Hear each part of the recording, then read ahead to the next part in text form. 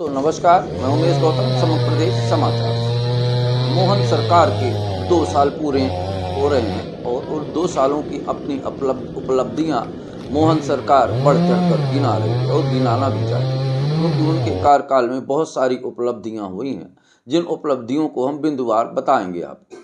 हमारी नज़रों में भी मोहन सरकार की 2 उपलब्धियां हैं। उन 2 उपलब्धियों को हम आपसे बताना चाह रहे हैं। और ये उपलब्धियां मोहन सरकार की हैं और बहुत बढ़िया उपलब्धियां हैं, जो ऐतिहासिक उपलब्धियां हैं। बात कर रहे हैं 2 साल में सरकार से जब पूछा गया कि आपकी उपलब्धियां क्या है, तो मोहन सरकार का कहना है कि हमारी सबसे बड़ी उपलब्धि तो ये है कि हमने नक्सली मुक्त कर दिया। अभी बालाघाट और मंडला तरफ नक्सलियों ने आत्मसमर्पण किया और इन नक्सलियों को हम मुख्य धारा से जोड़ने की कोशिश कर रहे हैं और नक्सलियों के विकास के लिए ही हम मुख्य धारा में लाने का पूरा प्रयास कर रहे हैं। मोहन सरकार की इससे बड़ी कौन सी उपलब्धि हो सकती है, और इस उपलब्धि को उन्होंने प्रथम प्राथमिकता से गिनाया। पर मैं एक बात कहना चाहूँगा कि इस उपलब्धि के साथ साथ मोहन यादव की और बहुत सारी उपलब्धियाँ हैं, जिनको हम आपको बता रहे हैं। आदिवासियों के बारे में कहा जाता है कि उनकी आत्मा जल, जंगल और जमीन में रहती है।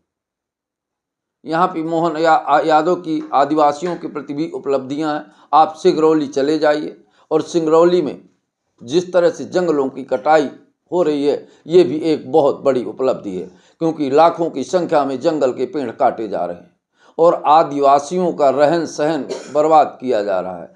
आदिवासियों को वहाँ से जंगल से हटाया जा रहा है। वहीं सरकार की प्राथमिकता है और कहती है कि आदिवासियों के सहमति से ही हो रहा है। अगर आदिवासियों की सहमति से हो रहा है तो फिर इतना बड़ा पुलिस बल क्यों? लोगों का कहना है कि आदिवासियों को सहमत नहीं, आदिवासियों को डरा धमका कर उन्हें सहमत किया गया है, ना कि किसी आदिवासी की सहमति है। वहीं 50 किलोमीटर दूरी से बैरिकेड्स लगाए गए रहे।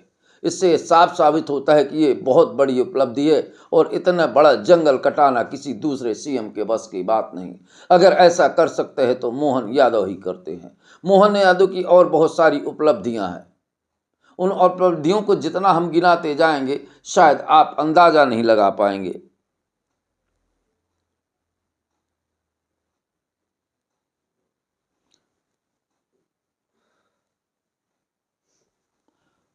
मुख्यमंत्री की उपलब्धियां जो बालाघाट और मंडला में नक्सलियों का आत्मसमर्पण, वहीं मुख्यमंत्री जी की उपलब्धियां सिंगरौली में जंगल की बेतहाश कटाई, वहीं तीसरी उपलब्धियां नशा, पूरे मध्य प्रदेश में नशा और कट्टे का व्यापार इतनी रफ्तार से है कि आप जिस जगह जहां सोएं वो अखबार की खबर उठाकर देखें तो उपलब्धि से भरमार पड़ा है। हर जगह कट्टे चलते हैं और नशे में लोग लसते हैं।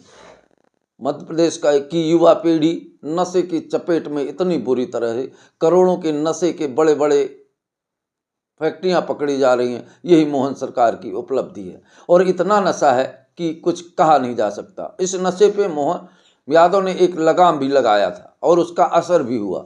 उन्होंने आते ही सबसे पहला काम किया था कि शराब के अहाते बंद कर देंगे, और उन्होंने शराब के अहाते बंद करके सबसे बड़ी उपलब्धि हासिल की और पूरे मध्य प्रदेश को ही शराब का अहाता बना दिया। आज अपने घर से निकलिए, जिस गली चौराहे में शाम 5 बजे के बाद आपको मोहन यादव की उपलब्धियां नजर आ जाएगी। हर ठेले, हर चौराहे पर अपराधी और अपराध और शराब पीते नजर आएंगे।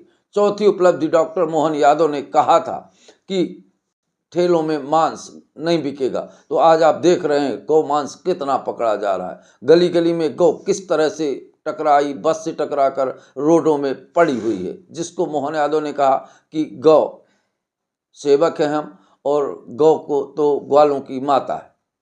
वही गौ की आज जो दुर्दशा है, शायद इससे पहले कभी नहीं हुई होगी। तो मोहन यादव की जितनी उपलब्धि गिनाता जाए निश्चित ही कम है और सर ऊंच से उठता जाता है। जितनी जितनी उपलब्धियां पर ध्यान देते हैं हम, ऐसा लगता है कि हमें गर्व करना चाहिए कि हमारे प्रदेश के मुख्यमंत्री के विकास की सीमाएं लांघ रहा है। लोग तो विकास के लिए तरसते हैं, पर यहाँ तो विकास की गंगा बह रही है, वो भी अपनी जगह नहीं, शहर शहर में। और कितनी उपलब्धियां हैं ये तो आप सब जानते ही हैं। दोस्तों नमस्कार।